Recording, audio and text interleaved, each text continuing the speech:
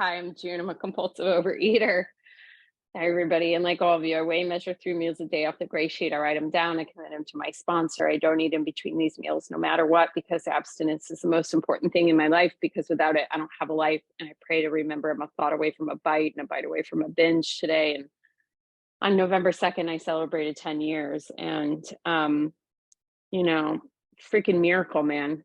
Total miracle. Just no way. I never even thought. I remember, I struggled in Gray Sheet for a long time. I came into Gray Sheet in my late 20s in New York City. I've lived in New York for about 22 years. I split my time in and out of the city now, but um, I was in a way. So I'm an alcoholic. I've been sober for 16 years, and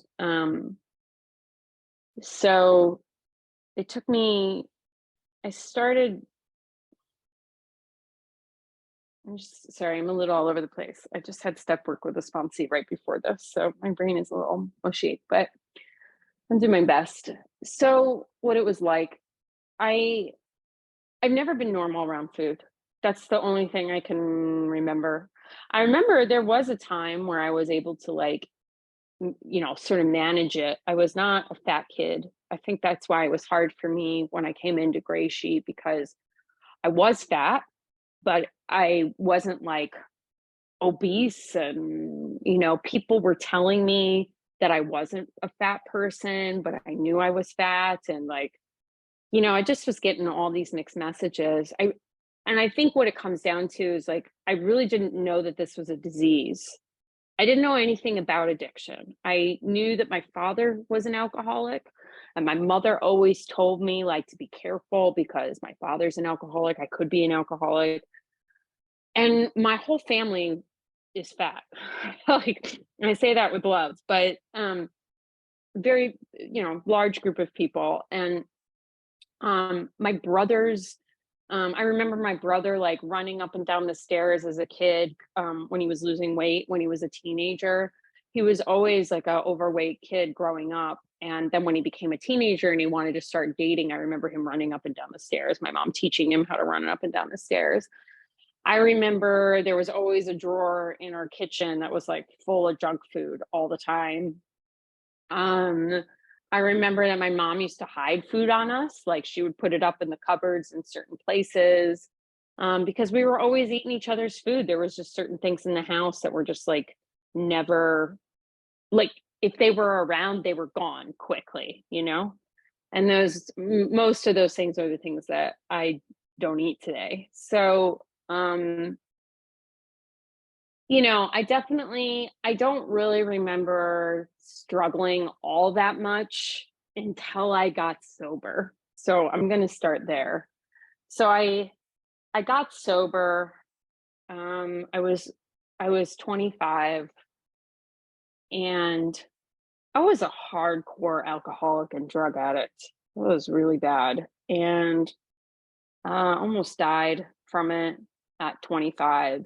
So I got sober, and within the first year of sobriety, my God, I gained so much weight.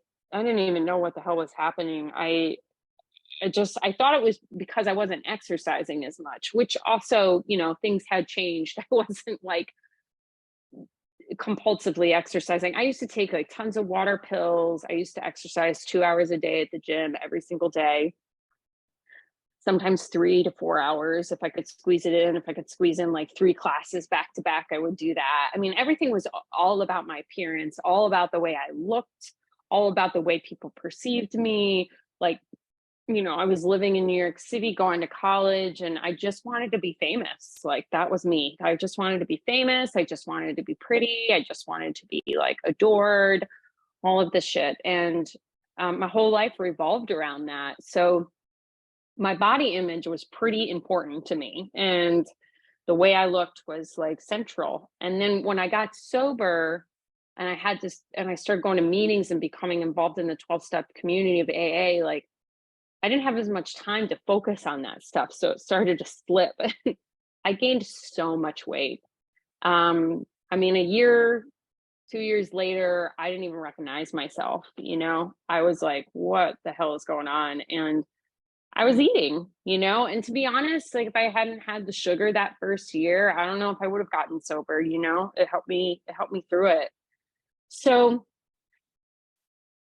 I did that, and then around year 3 was when things got really, really bad, and I moved to Los Angeles and I ate my way through Los Angeles. I don't even remember having a good time there because I was just eating the entire time. I mean, literally, when I think about being in LA all those years ago, I just ate my way through it. Like, I was just constantly eating, constantly binging, constantly in this like turmoil of the binge cycle of like binge, exercise, recover. It was just like when I'm binging, like that's all that's happening in my life. I can't really do anything else. You know, it's like I'm just like constantly fighting the food every single day. And to be honest, like 10 years later, it's kind of hard for me to recall exactly what it felt like, you know? And I think that's why, you know, I've been struggling lately. My sponsor's having me call her again every single day, on time, and I just and get on meetings. She wants me to like get on a meeting every day right now, and I got 10 years. I'm like, I don't need to do this, and I do because the thing is that it's hard for me to recall how much pain I was in, and um, how small my life was. My life is totally different now. I mean, completely different. I'm in my 40s. I have a family, I have a career, I have 2 homes, like I have a lot of things. And when 10 years ago, when I got abstinent, I was couch surfing. I had no home, no partner, no family, like no job. I mean, my food bottom was worse than my alcoholic bottom. Like I almost died of my alcoholic bottom, but I didn't. I was I was like living dead in food. That's what it felt like to me. It was like there was just no life. Like I was just in this perpetual cycle of like getting up. I'm not going to eat. I'm not going to eat. I'm not going to eat. I'm not going to eat, and then binge, and then like binging cycles for days, not showing up to work, leaving work, like getting fired. It was horrible. It was totally horrible, and it's my life has gotten so good that I literally think I don't need this anymore. Like, enough of this already. Like, I really, lately, I've really been struggling. I've really been like, it's enough of this already. Like, I don't need to be so rigid. I don't need to follow the rules like I used to. Like, I've done the healing, and actually, a friend of mine in program said to me the other day, she's not in our program, and she was like, "Do you really need to be so rigid anymore?" I said, "Well, maybe not." I said, "But it's a slippery slope." I said, "It's a slippery slope." I go, "I can't imagine what kind of slippery slope I'll be on." And then all of a sudden, I'm going to wake up and I'm going to be in the food. And that's what I've heard over and over again. And that's why I have to come to meetings, no matter how long I have in this program. It's one day at a time. I'm always going to be a compulsive overeater. When I came in here, I was taught that I had a disease of compulsive overeating, that I was allergic to sugar, grains, and starches, that I was allergic to amounts. And even within the gray sheet, there's stuff I'm allergic to that I've had to like not eat over the years. I mean, it's it's been really wild, but this was the only thing that ever worked. I went to OA. I tried to weigh and measure there, and it was the same thing. It would seem like I would have a handle on it, and then all of a sudden I would like binge, and I'd wake up and I'd be like, "What the hell happened?" And then it would just start this, like it would get worse and worse and worse and worse and worse. And um I really just don't want to ruin my life today. It doesn't even matter anymore. Like, who cares? It's like, I haven't been in the mental obsession around food in 10 years. That's a real gift. I haven't been like enslaved in 10 years. It's such a gift. And Um, so yeah, I came into Gray Sheet. I did not want Gray Sheet. I did not want Gray Sheet. Like having to weigh and measure in a restaurant. I 10 remember, down, June. 10 down, 5 to go. thank you. I remember saying to one of my first sponsors, I was like, who's going to want to marry me with a scale? Like, who's going to want to marry me? And, you know, I have a very close friend in Gray Sheet that I actually brought into Gray Sheet years after I got abstinent. She got married a couple of years ago.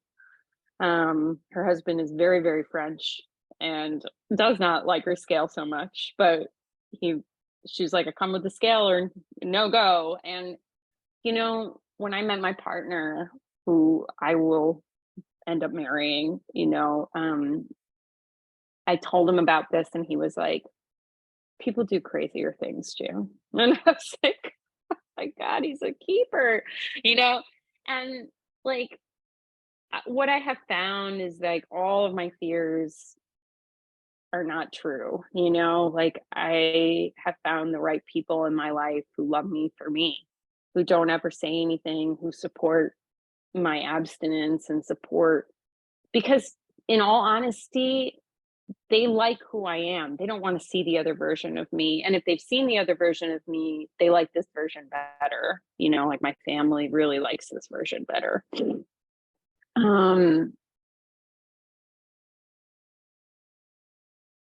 it took me a long time to surrender to this program. I didn't want to do it, but it was the only thing that ever shut off the mental obsession, that ever gave me some peace.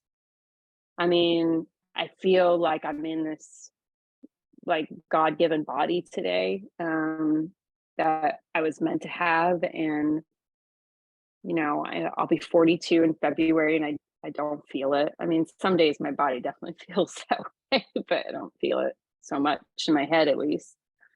I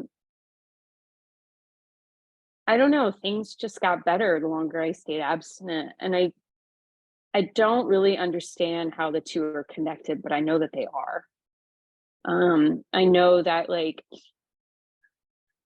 weighing, measuring my food, no matter what, has brought me a life that I don't think I could have ever sort of imagined for myself. And um, I don't know, like I've just been able to grow courage, develop self-esteem, develop spirituality, a relationship with a higher power, serenity, security, peace, kindness, compassion.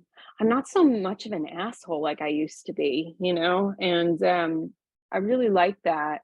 I kind of really like myself these days, and I feel like I genuinely I'm a good person. I have a good heart, and I think that all I know is that somehow putting my food, like weighing, measuring my food and doing the program one day at a time is spiritual, and it's somehow has opened up my life in ways, I think that's also the 12 steps. It's also by continuing to work my other programs, by having the food down and getting to really see what really comes up and being able to address it instead of just like shoving it back down with the food, I think that's really where the change comes from, is not being able to get drunk.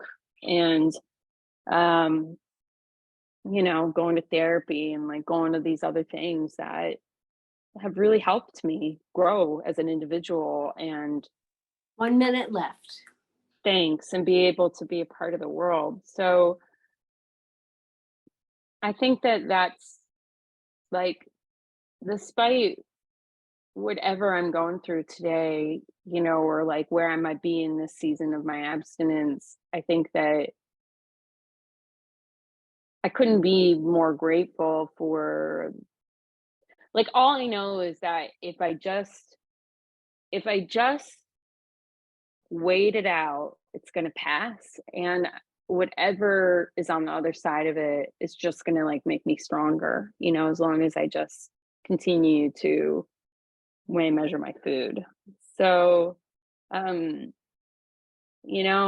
like I said before, I don't know how the two are really related, but I know that it works and that there's something really magical in maintaining abstinence one day at a time. So I'm really grateful to be here. Thank you, Jack, who has been such a wonderful part of my recovery, and everybody else here. Tell 'em, I don't eat no matter what.